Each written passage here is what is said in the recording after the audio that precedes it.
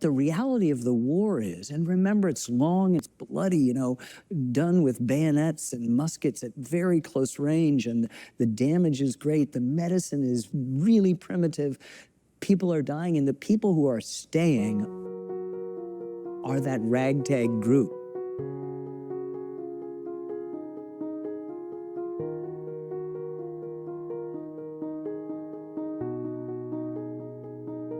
There was a time when ordinary people took an extraordinary risk.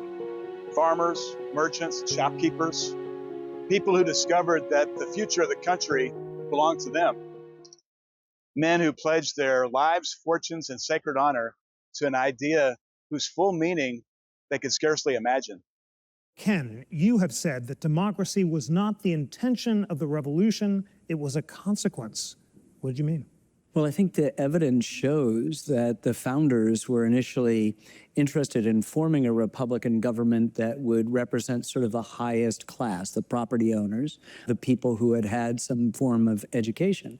As the war progresses, it's really clear that in order to win the war, they're going to have to offer the people who are fighting that war, who are often teenagers and ne'er-do-wells and second and third sons without the chance of inheritance, and recent immigrants from Germany and England, they're going to have a stake.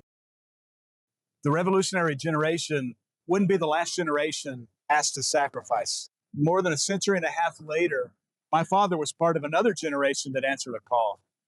His generation crossed oceans, endured hardships, and faced dangers most of us can hardly imagine today.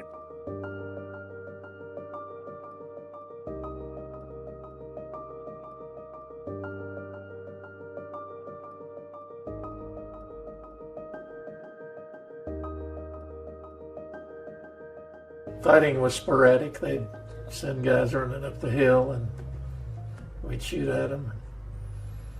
They'd get to the barbed wire fence and they were easy targets when they were there. During a lull, when the Germans were pulling their dead out of there, he came over and told us that we were supposed to go to try to make contact at Buckhole Station with the division down there. So Preston and I took off. It was almost dark, and we got about 200 yards down through the snow, and we turned around and looked back, and our foxhole took a direct hit. Wood was flying everywhere. My father and those who fought so bravely on our nation's behalf believed there were things worth defending. Freedom, democracy, the possibility of a better future. But the struggle to secure our liberties hasn't been fought alone on battlefields.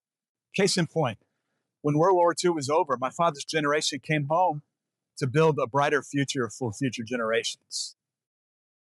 This war has been waged on bridges, in churches, in courtrooms, on picket lines, and in voting booths.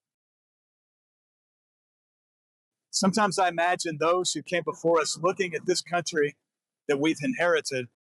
I think of my father observing us, or a soldier, or a nurse who cared for the wounded, a marcher walking alongside Martin Luther King. And I find myself wondering, what would they think of us? So, what would they think of us? Not our political parties or our ideologies, but of how we are caring with what they have left in our hands. Because what they left us wasn't inevitable, it wasn't free, and it wasn't guaranteed. Over the years, it had to be defended, expanded, and renewed generation by generation. This has been our inheritance. This has always been our responsibility. Because it all comes down to a basic question. What do we owe one another? I don't claim to have all the answers. What I mostly have are just more questions. Questions I believe are worth asking together. Are we paying attention? Are we listening to one another? Are we learning our history? Are we participating in our communities? These are the questions that are at the heart of A Civic Pilgrim.